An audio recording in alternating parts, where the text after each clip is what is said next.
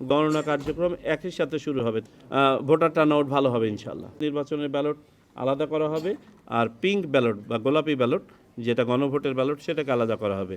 গণনা কার্যক্রম একই সাথে শুরু হবে, তা না হলে দেখা যাবে জাতীয় সংসদ নির্বাচনের ফলাফল পাওয়ার পরে এজেন্টরা দৌড় মেরে চলে গেছে, আর কেউ থাকবে না। আবার যদি আপনি গণভোটের ফলাফল আগে ডিক্লেয়ার করেন, অস্থিরতা তৈরি হবে বাইরে। সো আমরা দুটোর কোনোটাই করতে চাই না, একসাথে করব। ফলাফল ঘোষণা এক জিনিস আর কম্পাইলেশন এক জিনিস। কম্পাইলেশন মানে হচ্ছে সকল কেন্দ্র থেকে যে ফলাফলগুলো এসেছিল খণ্ড খণ্ড খণ্ড খণ্ড করে যে সারা যতক্ষণ সময় লাগুক না কেন সেটা যে এসছে, আমাদের অভিজ্ঞতা কি বলে, বেশিরভাগ ফলাফলই হয়তো দেখা যাবে মাঝরাতের মধ্যে পেয়ে গেছি আমরা, ডিস্টেন্ট কিছু সেন্টার ছাড়া, যেগুলো আসতে হয়তো একটু সময় লাগে।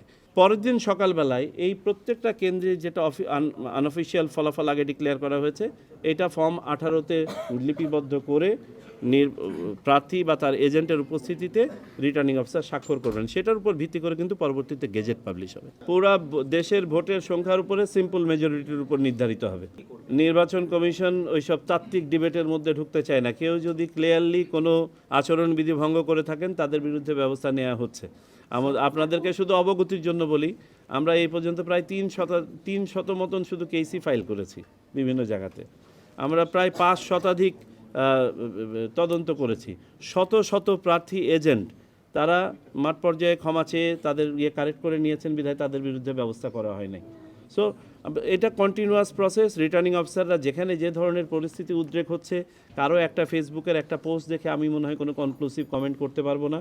আর আমাদের সামগ্রিক রাজনৈতিক বাস্তবতা এবং এর ভিতরে অন্য যেসব আন্ডারটোন আছে সেগুলো আমরা সবাই বুঝি। জি, আমরা তো কোনো স্পেকুলেশন করতে চাচ্ছি না, তবে আমরা ধারণা করি ইনশাল্লাহ আমরা যে ফিডব্যাক পেয়েছি, মানুষের মাঝে যে উচ্ছ্বাস, ভোটার টার্নআউট ভালো হবে ইনশাল্লাহ। এটা একদম নির্দেশনার কিছু না, এটা আইন। হ্যাঁ, যে ওটা হ্যাঁ, এটা সেইভাবে বলে দিই। আচ্ছা, আমি বলে নিই, আমি শাহনেওয়াজের প্রশ্নের উত্তরটা দিয়ে নেই আগে।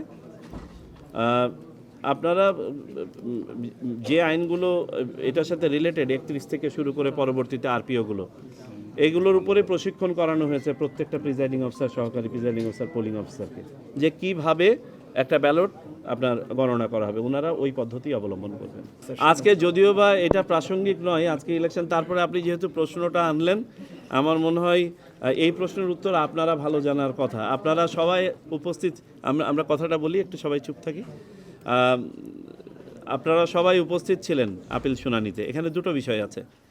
একটা হচ্ছে ঋণ খেলাপি। ঋণ খেলাপির ব্যাপারে আমাদের একটা রেফারেন্স, আমাদের মাননীয় কমিশনার আব্দুর রহমান আল মাসুদ আপনাদেরকে বলেছে যে 41 DLR-এ একটা রেফারেন্স আমরা পাই, যদিও বা এটা স্থানীয় সরকার নির্বাচন রিলেটেড, যেখানে বলা হয়েছে যে যারা গ্যারান্টার ডিফল্টার, ব্যাংক কোম্পানি আইন অনুযায়ী তারা ডিফল্টার হলেও নির্বাচনে অংশগ্রহণের জন্য তাদের কোনো বাধা নেই। এই যেহেতু একটা রেফারেন্স আছে, সেই রেফারেন্সের ভিত্তিতেই আমরা বিচার করেছি। এটা হচ্ছে ঋণ খেলাপি সংক্রান্ত। বাট যারা প্রিন্সিপাল বড়োয়ার, নিজেই বড়োয়ার এবং ডিফল্টার, তাদের একজনকেও ছাড় দেওয়া হয়নি। আপনাদেরকে শুধু বলি, একটা রাফ হিসাব বলি, সম্ভবত 54 জন মতন সিআইবি রিপোর্টের কারণে আপনার রিটার্নিং অফিসারদের কাছ থেকে রিজেক্টেড হয়েছিল। এই জায়গাটাতেই এসে ডিবেটটা দাঁড়ায় আমাদের অ্যাপিলের সময়, যে ত্যাগ করা বলতে কি বোঝায়, এবং সেইখানে আমরা দেশের প্রমিনেন্ট লয়ারদের যে ইন্টারপ্রিটেশন, এবং আমরা এখানে শুনানির পরে যেটাতে উপনীত হয়েছে, কেউ যদি তার পক্ষ থেকে ত্যাগ করার যাবতীয় কাজ সম্পন্ন করে থাকেন, অর্থাৎ তিনি আরেকটা দেশে থাকতে চাচ্ছেন না মর্মে অ্যাপ্লিকেশন সাবমিট করেছেন, যেখানে টাকা দেওয়ার কথা টাকা দিয়েছেন, যেখানে ঘোষণা দেওয়ার কথা ঘোষণা দিয়েছেন, এবং তার পক্ষ থেকে করণীয় সব সম্পাদন করেছেন, তাহলে আমরা এটাকে ইন্টারপ্রেট করেছি যে তিনি তার মানে 2-এর ক অনুযায়ী এখন উনি বৈধ। সো দ্বৈত নাগরিক থাকা অবস্থায় কেউ ভোটে অংশগ্রহণ করছেন, এটা সুযোগই নেই, সংবিধানেই সুযোগ নেই। ক্লিয়ার?